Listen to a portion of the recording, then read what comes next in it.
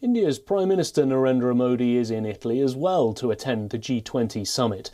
In a message to world leaders ahead of the summit, PM Modi said that the focus of the pandemic recovery, and it should also be on the climate fight and tackling cross-border terrorism.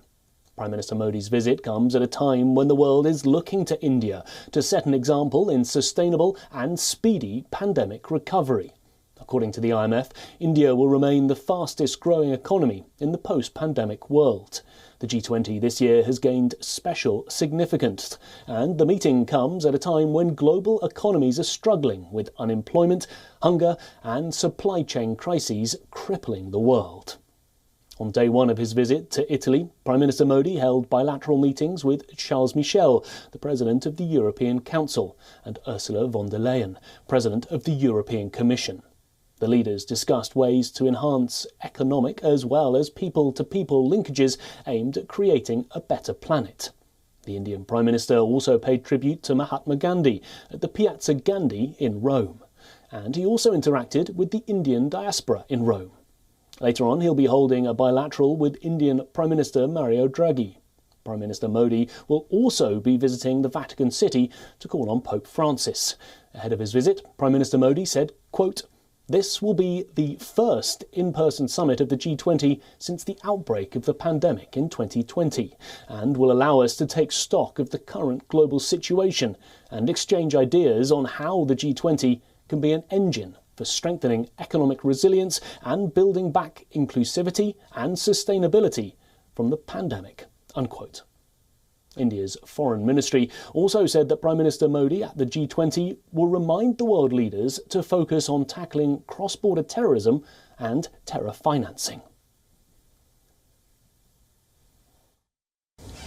The G20 agenda, of course, is an economic oriented agenda. It is important that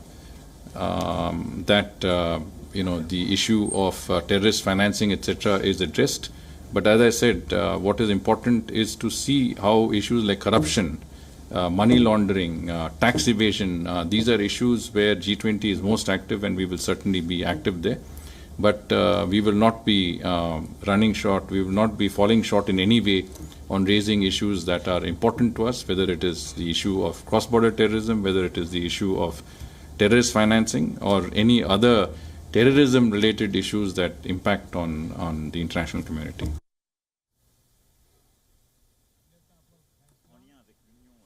Well, on the sidelines of the G20 summit, the PM will meet several European leaders, including France's President Emmanuel Macron.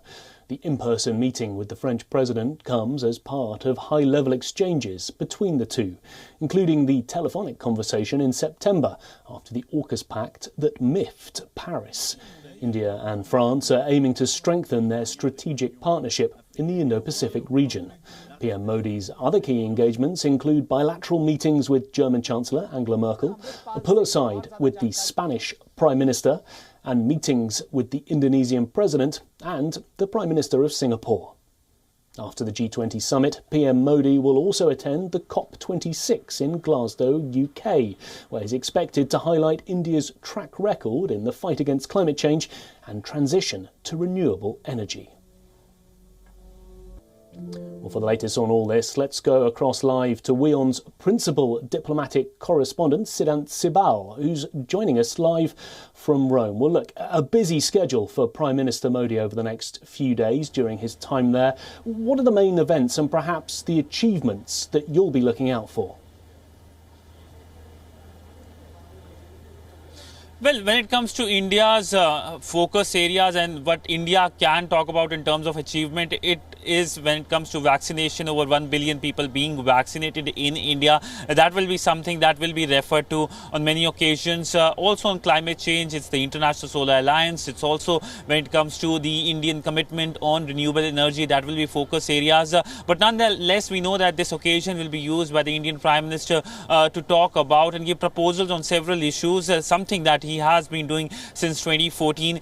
This is his 8th G20 summit since 2014, and on the first G20 summit that took place in 2014 in Australia's Brisbane, he gave proposals on the issue of black money, and since then he has been giving proposals on several issues. So this time it won't be different, but something that will be a key major development is his 20 bilaterals he's going to have both in Rome and Glasgow combined, as you pointed out, with several world leaders, including new prime ministers of Nepal, Israel and Japan, but also the outgoing Chancellor of Germany, Angela Merkel, someone who has been seen as literally the face of Europe, a Chancellor since 2005. And also when it comes to the French President Macron, a very important in-person meeting coming in the backdrop of AUKUS agreement. While it does not directly impact India, it has caused a rift between two of India's allies, France and Australia. And India will be keen that there is a patch-up perhaps during these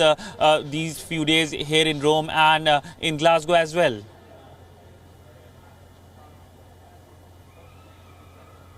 Thank you, Siddhant. That was WION's principal diplomatic correspondent, Siddhant Sibal, live for us from Rome.